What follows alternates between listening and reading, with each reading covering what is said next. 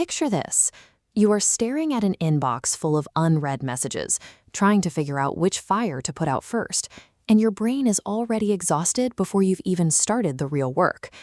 That feeling of overwhelm has a measurable cost. This bar chart, the procrastination cost calculator, shows what happens when you defer just 5, 10, or 20 microtasks every day. By the end of the week, those tiny delays compound. According to the American Psychological Association, 20% of adults are chronic procrastinators, and McKinsey data reveals that task switching alone consumes up to 2.1 hours of a professional's day.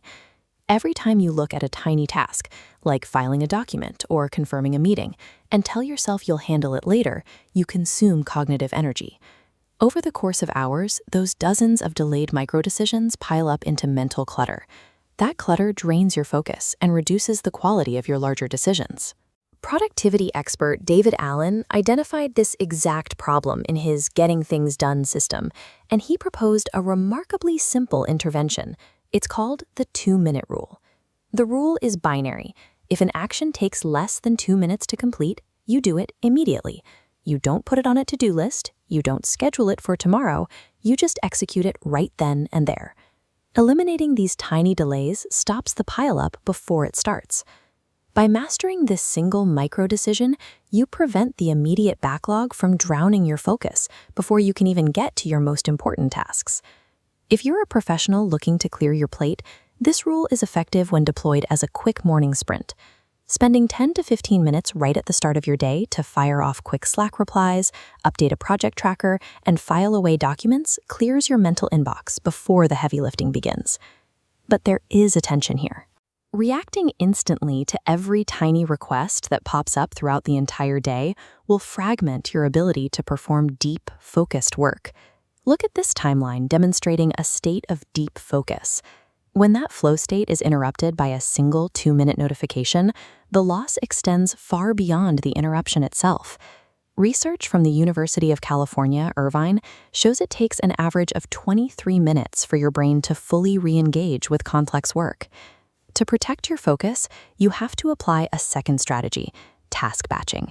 Instead of reacting to microtasks one by one as they arrive, you group them together and process them in dedicated, time-bound sessions. The most effective way to batch is by grouping tasks that share cognitive similarity. Writing an email requires a different type of mental processing than organizing a spreadsheet. When you force your brain to switch between different modes of thinking, you burn through your mental reserves faster. This task batching wheel breaks down how you can categorize those modes. It segments your microtasks into specific categories and allocates them to specific times of day. For example, status updates fit into a mid-morning window, while digital cleanup is better suited for the minutes right before lunch.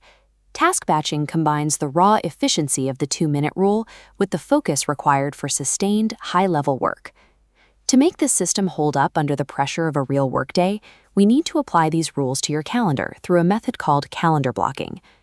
Data from Microsoft Workplace Analytics shows that professionals who get fewer than 2 hours of uninterrupted focus time per day are less likely to complete their strategic projects on time.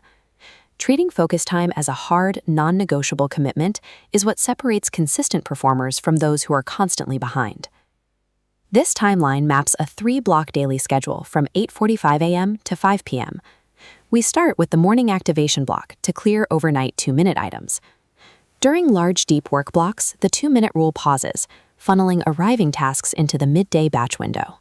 Using a color-coded calendar provides a systematic way to manage interruptions, shielding your attention from the daily noise of corporate communication. There is also an inverted way to use the 2-minute rule. When you are avoiding a massive, intimidating project, you commit to working on it for exactly 2 minutes. This visualization represents your brain state. When avoiding a task, your mind remains static. But the moment you start, you trigger the Zeigarnik effect, the brain's tendency to stay engaged with unfinished tasks. Crossing that initial activation threshold shifts your momentum from avoidance to engagement. However, 2 specific pitfalls will break this momentum. The first is time underestimation, letting a quick task expand into a 15-minute distraction. The second is the digital notification hijack. You can correct these by setting rigid timers for your microtasks and initiating absolute notification blackouts during your deep work blocks. When focus is the priority, non-urgent alerts must wait. Even the best productivity framework fails if you allow perfectionism to bloat small tasks or let digital alerts shatter your momentum. To move from reactive overwhelm to intentional execution, you need a path forward. We've structured this into a 30-day progressive implementation plan.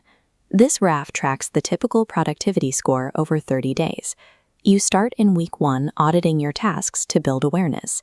As you integrate batching in week 3 and establish your deep work protection in week 4, the curve shifts into a steep upward climb. The system rests on 3 actions. Do it now for the microtasks, batch it smart to protect your energy, and block it deep to manage your schedule. Avoiding common pitfalls and using the Zeigarnik effect will help you maintain this momentum. If you know a colleague whose inbox is currently a disaster zone, send them this video. And make sure to subscribe and like so we can keep bringing you tools to improve your workday.